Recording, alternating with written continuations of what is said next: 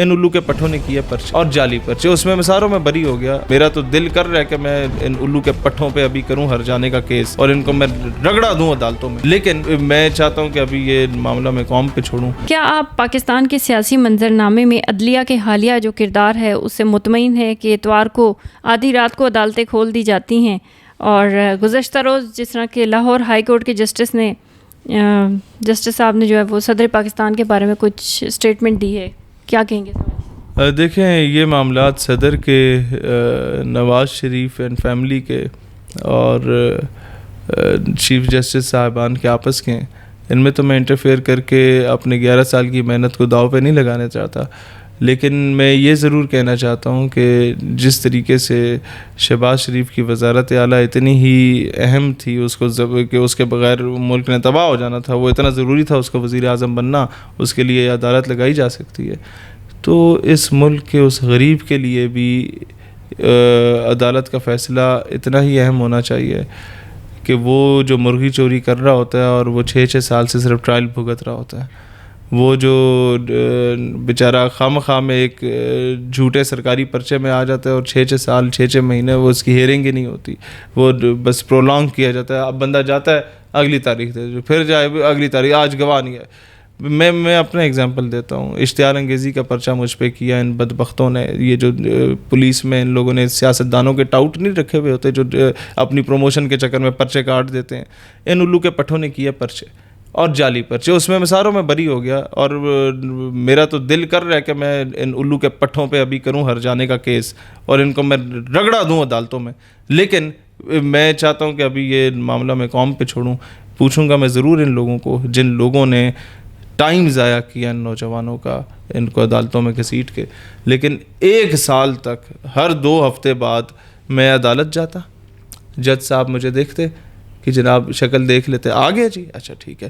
گواہان کدھر ہیں جنہوں نے مطلب میرے خلاف پیش ہونا تھا, پولیس والے, وہ ستو پی کے یا سو رہے ہوتے ہیں یا بدبخت کہیں اور مرے ہوئے ہوتے تھے. ایک مرتبہ بھی وہ گواہان جو ہیں شروع میں آنے کے بعد یا چلان بھی ہم نے منتے ترلے کرا کے ہم نے کہا چلان پیش کرو جلدی جلدی تاکہ ہم لوگ یہ کیس چلائیں آگے, یہ 6 مہینے تو چلان پیش نہیں ہوتا.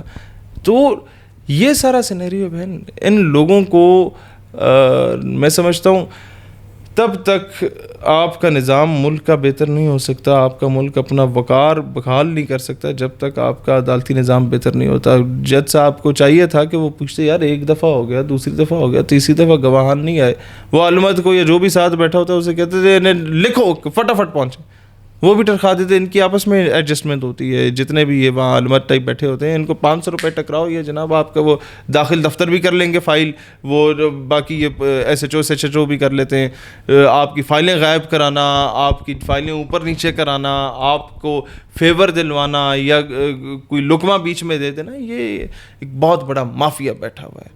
اور یہ سارے پیسے کی گیم وہاں چل رہی ہوتی ہے, یا پاوے کی گیم چل رہی ہوتی ہے, یا ان کو آپ پریشرائز کر دو یا آپ ان کے انڈر پریشرائز ہو جائیں, یہ سارا سلسلہ ہوتا ہے. ایک تو شکر ہے ایک دن جج صاحب نے غور کر لی, وہ انہوں نے پوچھا جی گواہان کتنے, میں نے کہا سر مجھے آج میرے وکیل بھی نہیں آیا, میرا دوست میرے ساتھ ہے ابھی وکیل بنا, میں نے کہا سر آج مجھے ذرا 2 منٹ کے لیے سن لیں.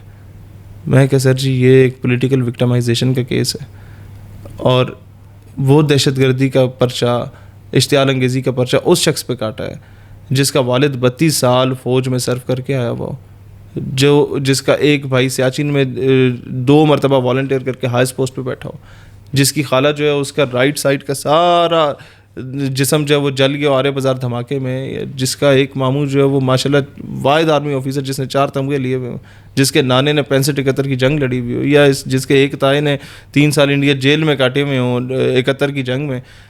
وہ ان لوگوں کے گھر میں اگر کوئی دہشت گرد پیدا ہو گیا تو ان سب کو خودکشی کر لینی چاہیے کہ میں ان کے گھر پیدا ہو گیا ہوں جو دہشت گرد ہے. میں نے کہا جج صاحب میں ایک پروفیسر ہوں اور میں یا لیکچرار کہہ دیں, میں پڑھاتا ہوں بچوں کو پچھلے 4-5 سالوں سے, اور میرے بچے اس وقت آرمی میڈیکل کالج میں بھی پڑھ رہے ہیں, نسٹ میں بھی پڑھ رہے ہیں, institute of space and technology میں بھی پڑھ رہے ہیں, اور چارٹرڈ اکاؤنٹنسی میں جس بیٹی نے اسکالرشپ لی اراؤنڈ 1 ملین کا, she belongs to our area, all of them were my students. تو ایسے شخص پہ دہشت گردی کی FIR کیوں کیونکہ اس نے ایک فرعون کو للکارا تھا جو حکومت میں بیٹھا ہوا سمجھ رہا تھا کہ مجھے للکارنے والا کوئی نہیں ہے. تو یہ پولیٹیکل وکٹمائزیشن. جج صاحب نے سارا معاملہ دیکھا, انہوں نے کہا ہاں آپ بری ہیں. یہ ان کا بڑا پن تھا, لیکن میرا اعتماد اس 1 سال میں اٹھ گیا تھا کہ ہر دوسرے دن ذلیل کرنے کے لیے انسان کو جب بھیجا جاتا ہے صبح 8 بجے, آپ نے عدالت سے آدھا منٹ آپ لیٹ ہو جاتے ہیں نا, آپ کی غیر حاضری لگ جاتی ہے اور آپ کا اریسٹ وارنٹ نکل جاتے ہیں, لیکن جو گواہان ہیں وہ غیر حاضر ہو جاتے ہیں تو ان کے لیے اریسٹ وارنٹ کا آرڈر پتہ نہیں کیوں نہیں ہوتا, ان کو نوکری سے بے دخل نہیں کیا جاتا. یہ کیوں نہیں پوچھا جاتا کہ بھائی جان آپ نے جھوٹی FIR کاٹی اور یہ بندہ بری ہو گیا, اب تم سب کے یہ نوکریاں فارغ ہوں گی؟ نہیں ہوتی. لیکن اللہ اتنا غفور الرحیم ہے, اتنا غفور الرحیم ہے کہ آپ جب اس کے حبیب علیہ الصلوۃ والسلام کی حرمت کے لیے نکلتے ہیں نا. میں آپ کو 2 مختصر سی بات بتاؤں. ایک مجھ پہ اپلیکیشن دی تھی ایک وفاقی وزیر صاحبہ کی صاحبزادی نے, اور 7 گھنٹے میری انویسٹیگیشن چلتی رہی FIA میں, اور وہ بندہ بڑا باعث تھا جس نے ساری انویسٹیگیشن کی. اب آئی ڈونٹ نو نوکری بچانے کے چکر میں تھا یا کیا تھا, لیکن وہ اسٹوپڈ قسم کا آدمی تھا. وڈ یو بلیو, میں نے معاملہ اللہ پہ چھوڑا. آج اس پہ پتہ نہیں درجنوں مقدمے ہوئے ہوئے کہ جس میں اس نے کس معاملے میں, ایون بلاسفیمی کے کیسز میں اس نے لیوریج دینا شروع کر دی, اور ابھی وہ ڈیموٹ ہو کے کہیں دھکے کھا رہا ہے اور لوگوں سے معافی مانگتا پھر رہا ہے. دوسرا, ایک اور جس بندے نے مجھے ٹارچر کروایا یا کیا اور اپنے نمبر بنانے کے لیے اپنے سینئرز کے سامنے, وہ بندہ پیر ودھائی سے, وہ ایک ٹیکسلے میں ایک جگہ پہ پوسٹڈ تھا, I don't want to take his name, لیکن وہ پیر ودھائی سے کریکٹر لیس ایکٹیویٹی میں وہاں سے پکڑا گیا, جو حاضر سروس آدمی تھا, اور وہاں سے جب وہ بھاگ رہا تھا تو اس نے چھت سے چھلانگ مار کے, اپنے ہی محکمے کے لوگ پولیس والے اسے پکڑنے گئے تھے اور وہاں سے چھلانگ مار کے گئے تو اس کے دونوں ٹخنے ٹوٹے ہوئے تھے. ایسے لوگوں کو جب آپ اللہ کے اوپر اپنا معاملہ چھوڑ دیتے ہیں نا, تو ایسے بدبخت بدکار قسم کے لوگ خود ہی ایکسپوز ہو جاتے ہیں. جب آپ کی انٹینشنز اور آئیڈیالوجی بالکل اسٹریٹ فارورڈ ہوتی ہے اور آپ کہتے ہیں کہ یار ہم نے ایک کاز کے لیے کام کرنا ہے, تو پھر آپ کے راستے میں جو بندہ آ کے آپ کے اگینسٹ پرسنل ہونے کی کوشش کرتا ہے, آپ کے فیملی سے بدتمیزی کرنے کی کوشش کرتا ہے, وہ بندہ ذلیل ہوتا ہے. آپ صرف اللہ پہ اپنا معاملہ چھوڑیں اور اپنی منزل کی طرف چلیں, انشاءاللہ تعالیٰ یہ حالات بہتر ہوں گے. تو عدلیہ, ملٹری اور ان کے جو معاملات ہیں ان کو دیکھیں, اور پھر پاکستان میں دوہرا قانون ہے غریب کے لیے, جس طرح ابھی آپ نے خود بھی بات کی, غریب کے لیے ایک نظام ہے, اس کو قانون کے پورے پروسیس سے گزر کے اینڈ پہ بھی خواری اٹھانی پڑتی ہے, جبکہ یہاں پہ یہ بھی ہوتا ہے کہ رات کو عدالتیں کھل جاتی ہیں. تو یہ دوہرا قانون جو نظام عدلیہ کا ہے یا جو بھی, اس کے حوالے سے آپ کیا کہتے ہیں کہ ہمارا ملک کس طرف جا رہا ہے؟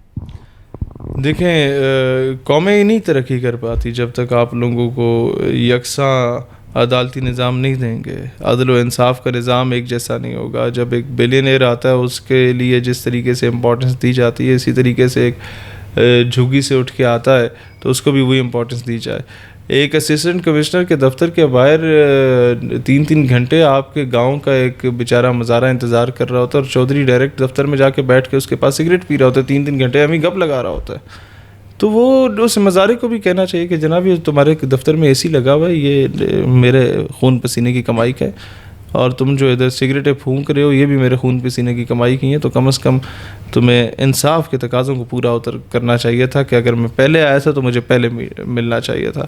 اسی طریقے سے آپ عدالتی نظام کو دیکھیں, یا آپ اسٹیبلشمنٹ کا آپ نے ذکر کیا, سارے لوگ اپنے حصے کا کام جو ان کی ڈیوٹی بنتی ہے وہ کرنا شروع کر دیں تو میرے خیال میں ملک کا نظام بہتر ہو جائے گا. ایک دوسرے کے کام میں ٹانگ اڑائیں گے تو جو آپ کا اپنا کام ہے آپ وہ بھی نہیں کر پائیں گے, وہ بھی آپ لوگوں نے ستیہ ناش پھیر دینا, اور پھیر چکے کئی مرتبہ. میں اس چیزوں میں نہیں جانا چاہتا, کیونکہ ایک عام آدمی جو بیچارہ قوم کے لیے قربانیاں دے رہا ہوتا ہے اس کا مورال ڈاؤن ہوتا ہے. یہ ہم بند ڈرائنگ روم میں بہت زیادہ آپس میں چیزوں کو ڈسکس کر لیتے ہیں. لیکن میں عدلیہ سے بھی یہ کہتا ہوں کہ اپنا امیج بحال کریں, کیونکہ آپ کا امیج ڈاؤن ہوگا تو پاکستان کا امیج ڈاؤن ہوگا, اور میں نہیں چاہتا کہ پاکستان از دا اونلی نیوکلیئر اسٹیٹ الحمدللہ اس کا امیج ڈاؤن ہو.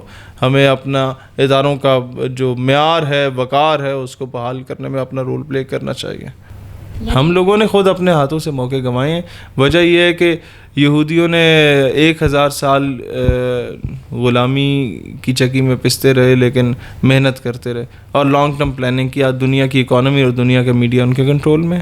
برہان وانی کی تصویر لگائیں, اگلے دن آئیڈیا آپ کی چلی جائے گی. اسی طریقے سے آپ 2 سال کی پالیسی بناتے ہیں, جب تک جنرل صاحب پوسٹڈ ہیں تب یہ پالیسی پھر چینج ہو جائے گی. جب تک وزیر اعظم صاحب ہیں 2 2.5 سال 3 سال جتنا اسے چلنے دو گے تب تک وہ پالیسی پھر چینج ہو جائے گی. تو یہ کام نہ کریں قوم کے ساتھ. ایک لانگ ٹرم پالیسی ہونی چاہیے. جو تھنک ٹینک آپ چلا رہے ہیں, این ڈی یو میں چلا رہے ہیں, کچھ ادھر سرینے میں چلا رہے ہیں, کوئی میریٹ میں چلا رہے ہیں, جنہوں نے آپ کو منٹس آف دا میٹنگز بھیجنے ہوتے ہیں, ان سارے تھنک ٹینکس کو کمبائن کریں. یہ جتنے ریٹائرڈ افسر آپ لوگوں نے رکھے ہوئے ہیں, سب نے 1.5 انچ کے مسجد بنا کے تھنک ٹینک بنائے ہوئے ہیں, سارے اپنے اپنے راگ لاپ رہے ہوتے ہیں. جو نکما ہے اس نے تھنک ٹینک بنا دیا. ان سب نکموں کو کریں اکٹھا. سوری میرے الفاظ کا چناؤ پھر ٹھیک ہونا چاہیے, لیکن ان سب کو کریں اکٹھا اور کہیں کہ پاکستان کو اگلے 20 سے 25 سالوں تک کوئی ایسی پالیسی دو یار جس پہ قوم چلے. یہ اب بھیک نہ مانگے, اس کو پالیسی دو کہ یار بس اب بہت ہو گیا نا. دبئی میں اعتصالات ہے, سعودیہ میں زین اور ایس ٹی سی چل رہا ہے, ان کے اپنے نیٹ ورکس ہیں. ہمارے پاس جائز بھی چل رہا ہے, تو موبلنگ بھی چل رہا ہے, تو وارد بھی چل رہا ہے, تو فلانا بھی چل رہا ہے, ٹیلی نار بھی چل رہا ہے. کیوں بھائی؟ روزانہ کا 700 کروڑ روپیہ 7 ارب روپیہ آپ ملک سے باہر بھیج رہے ہیں موبائل کارڈ کی مد میں. روزانہ کا 6 ارب روپیہ 600 کروڑ روپیہ آپ انٹرنیٹ کی مد میں, یہ ٹیلی نیٹ تو جی, یہ ٹرانس ورلڈ تو جی, یہ نیا ٹیل تو فلانا. وہی تمہارا اپنا پی ٹی سی ایل موجود ہے, تمہارا اپنا یوفن ریاست کا.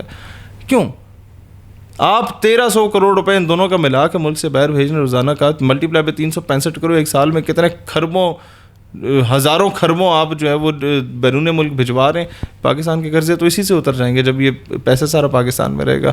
اس کے بعد آپ چلے جائیں, آپ کا یونیلیور کے کتنے پروڈکٹس ہیں, 3600 کے قریب پروڈکٹس بنے ہوئے ہیں. سرف ہے, صابن ہے, شیمپو ہے, ٹوتھ پیسٹ ہے, چیری بلاسم ہے, یہ سارے وہاں کے.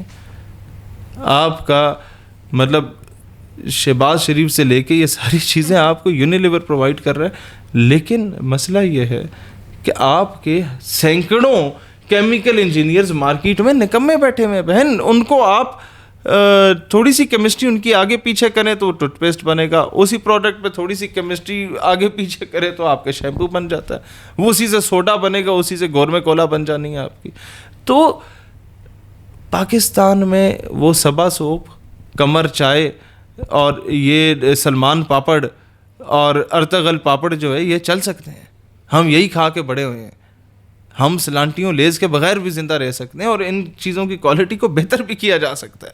میں جس علاقے سے تعلق رکھتا ہوں وہاں لنگر گاؤں ہے, وہاں جس انداز میں آپ کو میں کبھی وزٹ کراؤں, وہاں جو فیکٹری چل رہی ہے, آپ یہ لیز اور ان کے پروڈکٹس کو بھول جائیں گے. انہوں نے اپنے ارتغل پاپڑ بنائے ہوئے, انہوں نے اپنے جناب وہ بڑے مزے قسم کے نام رکھے ہوئے ان کے, لیکن اس کا ٹیسٹ دیکھیں آپ حیران ہو جائیں گے. تو پاکستان کی اپنی پروڈکٹس بے تحاشا ہیں. ہم لوگ خود جو ہے نا بحیثیت قوم ہم لوگ بڑے خود کو گیا گزرا سمجھتے ہیں, احساس کمتری کا شکار ہیں کہ مہمان کے سامنے گورمے کولا رکھیں گے تو جناب مہمان کی توہین نہ ہو جائے. پیپسی رکھنی ہے اس کے سامنے, یہ کوکا کولا رکھنی ہے, نہیں تو نہیں بھائی مہمان ناراض ہو جائے گا. نہیں ہوگا بھائی, نہیں مرتا. ہم نے جناب وہ لپٹا نہیں پلانی ہے, ہم نے کمر چائے نہیں پلانی ہے اسے, ہم نے جناب باہر والا گھی کھلانا ہے, ہم نے کسان گھی اسے نہیں کھلانا. مسئلہ یہ ہے کہ ہم لوگ خود بحیثیت قوم غلام ہو چکے ہیں نا. تو یہ 20 سال کی ایک لانگ ٹرم پالیسی ہمارے ریٹائرڈ فوجی حضرات جو تھنک ٹینک بنا کے بیٹھے ہوئے, وہ بھی جو ہمارے تھنک ٹینکس ادھر سرینا میں نے اسپانسر شپ لے کے آپ کی منسٹری سے چلا رہے ہوتے ہیں, کھانوں پہ ٹائم ضائع کر رہے ہوتے ہیں افراد اور قوم کا پیسہ ضائع کر رہے ہوتے ہیں. کوئی ایسی پالیسی بنائیں جس سے پاکستان کو فائدہ ہو کہ لانگ ٹرم میئرس میں.